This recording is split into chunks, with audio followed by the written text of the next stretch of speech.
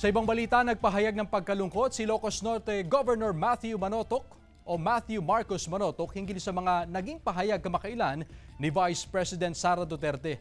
Sa isang Facebook post, sinabi ni Manotoc na siya ay nagulat sa mga pahayag ni VP Sara kung saan nabanggit nito ang kanyang ina na si Senator Amy Marcos na isa umanong kaibigan at loyal supporter ng pangalawang Pangulo sa loob ng maraming taon. Sinabi ni Manotoc na sa mga kaunting interaksyon nito kay VP Sara ay lagi daw itong palakaibigan at profesional. Nakababahalaan niyang makita si VP Sara na ginagawang personal ang mga bagay. Umaasa umano ang gobernador na makakahanap ng kapayapaan si VP Sara at hiling nito ang kabutihan para sa pangalawang Pangulo. Samantala, naglabas din ng saloobin si Ilocos Norte 1st District Representative Sandro Marcos tungkol sa mga pahayag ni VP Sara.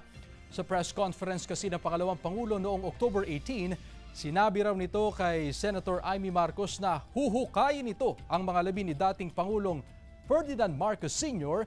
at itatapon sa West Philippine Sea.